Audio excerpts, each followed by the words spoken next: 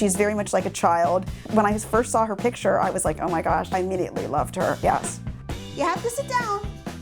No standing, move your foot. Good girl. Yeah, she was, with her little hands, she was so human-like and just so cute. Was that good? Yeah, someone's happy, huh? This might sound silly to most people, but she almost really considers me her mother. We just have such an incredible relationship. I'd rather be dead not to have her in my life, and I feel like she would have no life in the United States. Are you having fun?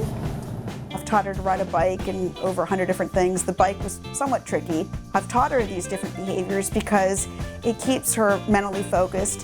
From bike riding to skateboarding, Melanie has so many skills. Her owner proudly claims her adopted daughter is the world's most talented raccoon.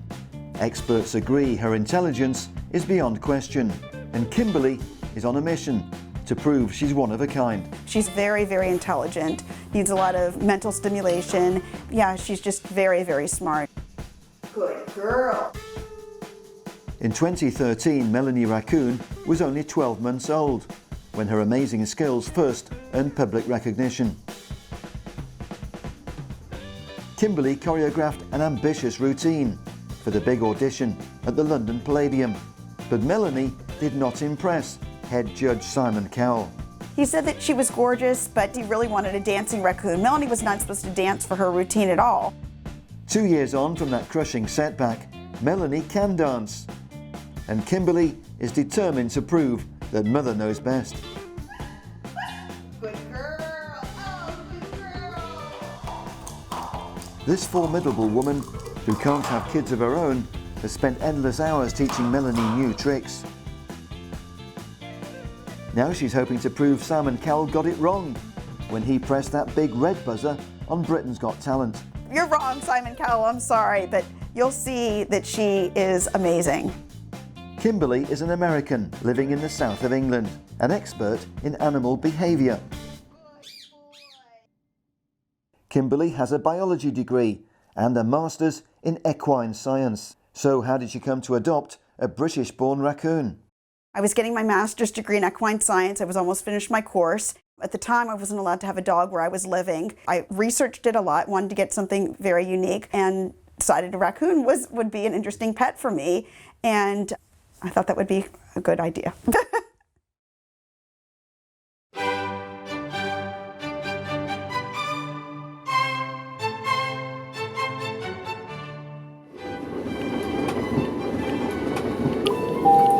London Cannon Street. Hi, sweetheart. We pick up our story with a day trip to London, where our furry friend is guaranteed to get noticed. Please check that you have all of your personal belongings with you when leaving the train all times whilst on the station. People could not believe it. And to me, it was just natural. It was just fun. I just enjoyed taking my animals out. You must get some great reactions from people you meet in the street. Yes, and I guess if I were in their shoes, I would think, oh my gosh, who is that person? But yeah, I enjoy stopping, and they love to pet Melanie because she's so friendly. I'll tell you what, post that on YouTube or Facebook. There you go. Hiya, mate. I like you. People, they're like, is that real? And I say, oh yes, yeah. Everybody's welcome on British Rail. There you go. There you go. This is your more life. There you go. You found a friend. There you go. I've got the first raccoon on my head. She's 3 years old.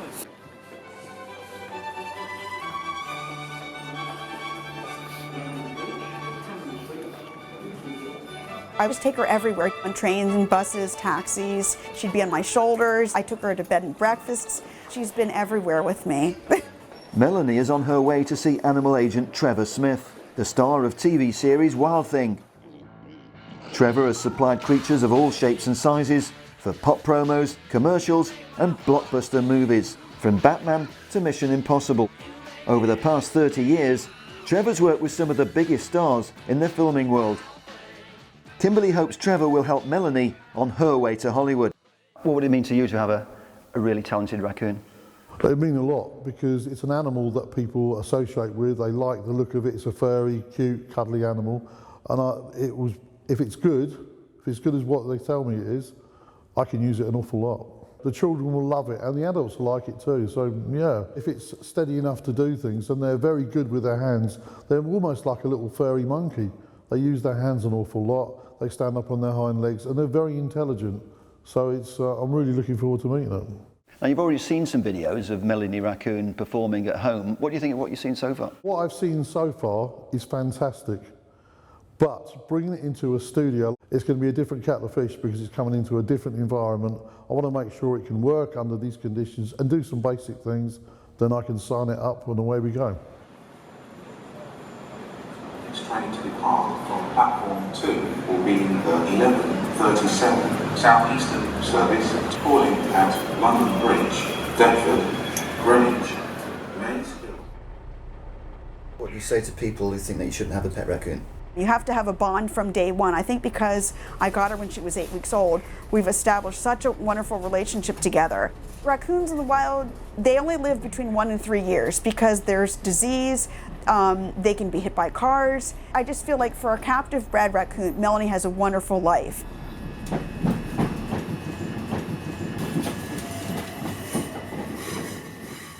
Give us 1 second, there's a raccoon coming up. You want to pet her? It's a raccoon. She's friendly though. It's not every day you see a raccoon on British Rail. A perfect opportunity to post something different on your social media. Raccoons can live over 20 years if kept in captivity. She has a much better life, I think, than a raccoon in the wild because I spend so much time with her. She's used to different environments. She has more toys than most children. I mean, I spend so much time with her. It's got such human characteristics. Do you think that would be very popular with filmmakers? Well, everyone's after the anthropomorphism of an animal, so they take the characteristics, you know, of a human characteristics from it. Yes, it would be very useful. You could use it into so many commercials. And lots of people, that's exactly what the filming world is after at the moment. Something that's different from a hamster or a rabbit. I think the raccoon is the next thing to take over from the meerkat. I think it's going to be very popular. There are so many products you could use it for, being friendly, waving. The only thing with them, they can be quite aggressive things, so I'm quite excited to see how good it is. Melanie's human traits make her hugely popular, and it's amusing to see the reaction when she's out in public. On her way to Tower Bridge Studios, Melanie certainly isn't overshadowed by some of London's most famous landmarks. It's clear she enjoys her day out sightseeing in London. What do you see? Melanie proves a popular tourist attraction in her own right. Everyone wants a photograph of our little diva. This might sound silly to most people, but she almost really considers me her mother. When she's scared, she climbs up my shoulder and she looks to me if she's uncertain about something. So since I got her when she was so young, she really does consider me to be her mother, and we just have such an incredible relationship. I know people who have dogs, they think the dogs are very loyal, or horses or other animals that have such a unique relationship, but I've had animals my whole life, from dogs and birds and, you know, small animals. But I've never had any relationship like I've had with her. It's amazing. Our relationship is absolutely amazing.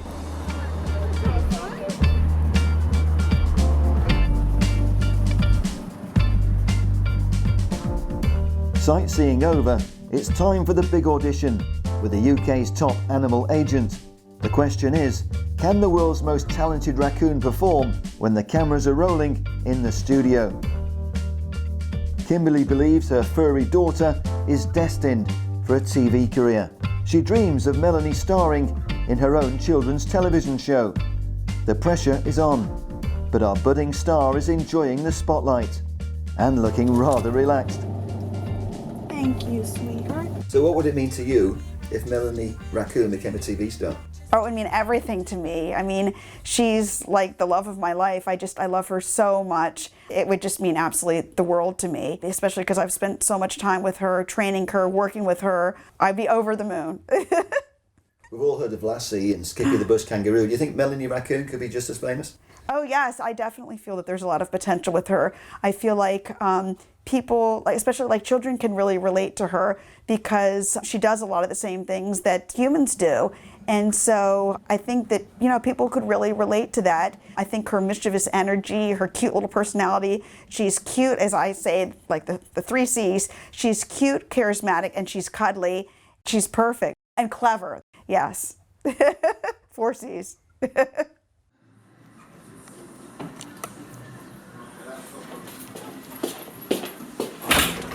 Hi, I'm Kimberly Unger, and this is Melanie Raccoon. And hi. You're in Studio 5 today, which is just through there. Great. Thank you so much. I really appreciate it. This is us, Melanie, Studio 5. Hello, Kimberly. Hi. At last we meet. Nice to meet you, Trevor. Hello, baby. Oh, she's beautiful. Thank you. Oh, she's gorgeous. I think so too. Right, come and sit down a minute. Now, we've got some props on the table. Let's see what she decides what she'd quite like to do. Yeah. Go on then. Yeah, you want to get on the bike. So she's chosen the bike, I think. And she likes the look of these skateboards. Look at her staring at that.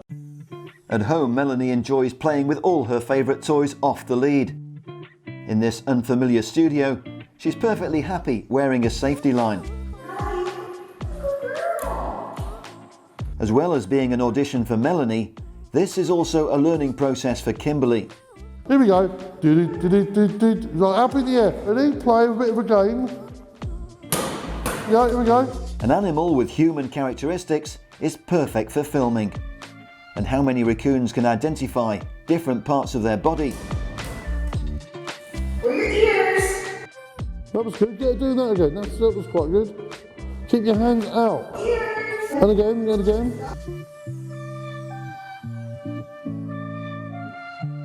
Up, up, up. Up again and hands out. Hands out. The audition is going well. Melanie certainly appears to be enjoying her acting role. But how will our budding actress respond to some unexpected direction? Give me a tidbit a minute. Taster, here.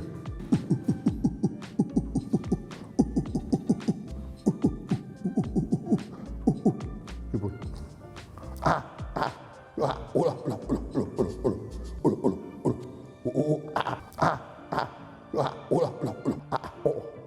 This way, and this way. Here, what's this? Hala. Wait.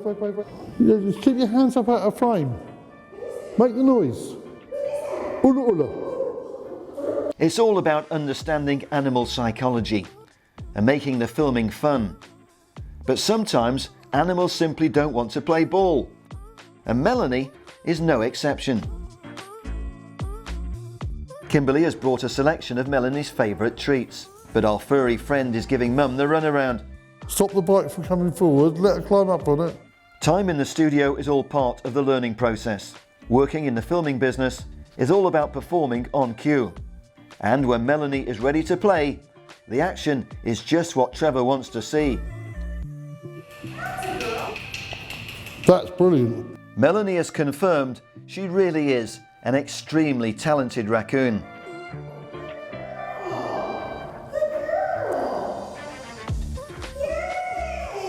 It's been a fun day for Kimberly and her furry daughter. They've enjoyed some valuable studio experience and impressed one of the world's leading animal agents. The future looks bright for Melanie's career in the filming business. Well, that's really good. If you take the lead off and do that.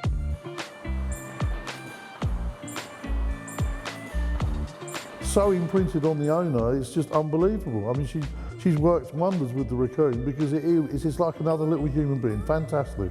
She likes people. Usually, if you keep a raccoon on its own, it becomes nasty, aggressive. But that raccoon thinks it's a human being. It really does. It's one of the best raccoons I've ever seen. Yes, certainly the best raccoon on the market at the moment, 100%. Back in Raccoonland, Melanie's daily routine starts bright and early. Wake up, Melanie. Come on, sleepyhead. We're going to have breakfast in about 10 minutes, so let's hurry up.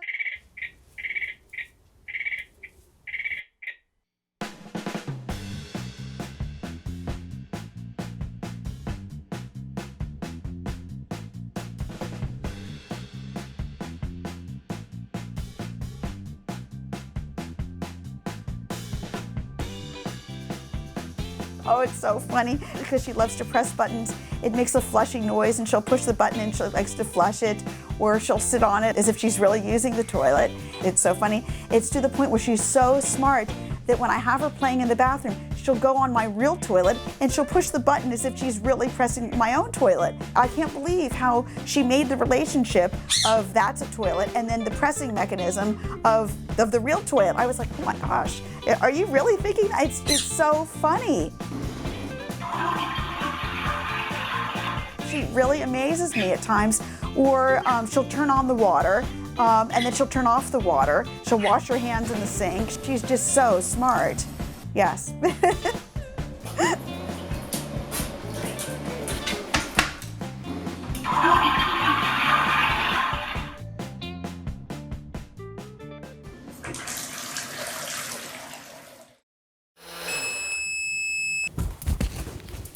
think your food is ready. Go get it. Meal times are also fun times for Melanie Raccoon.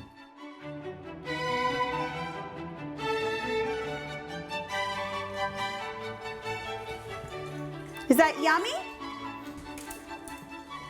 Your porridge will be ready soon.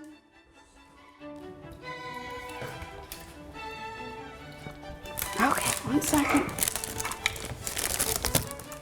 Where's the bowl? She loves porridge, so I give her that. I add a little bit of salmon oil, like I do to my dog's food, and then I mix it up. Sometimes I add blueberries or other fruit.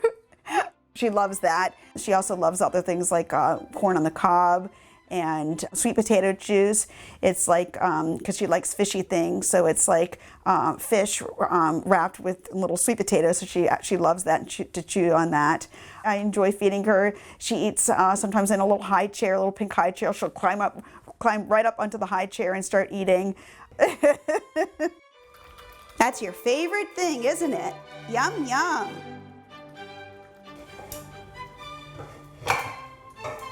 Careful. Okay, come on, Melanie, let's go out. Kimberly can't have children because a faulty gene and the risk of cancer required a hysterectomy. Her bond with her adopted daughter Melanie helps to fill that gap, along with a whole family of animals. Right now I have 7. I have little Melanie, my raccoon. I have an eclectus parrot who I got from Germany. His name is Fritz. And he talks and he gives me kisses and I can cuddle with him, give him hugs. And he also waves, like gives a high five. He's so sweet.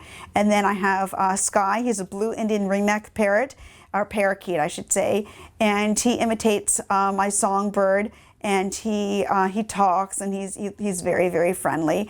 And I have Mozart, who's a red-whiskered bulbul bird, an Asian songbird, and he makes a very nice warbling sound. He's great, and he's so much fun to have. And then I have 2 rabbits. One is a rabbit that I had imported from Holland. Her name is Annika. She is very sweet, very cuddly, big, beautiful rabbit. And then I have a golden Glavcot rabbit, which is like a wild rabbit, but has a golden hint. Her name is Amber, hence the name. And I have a dog called Casper. He's a big Havovart dog. He's black with gold markings. He's probably weighs, I guess, about as much as me or something like that. He loves to go for long walks. He's very, very playful. He's very, very handsome and very, very loyal to me, extremely intelligent. He will even open up doors in my house. He does tricks too. He backs up. He gives a high five. He's very smart. He bows. It sounds like Casper is the man in your life.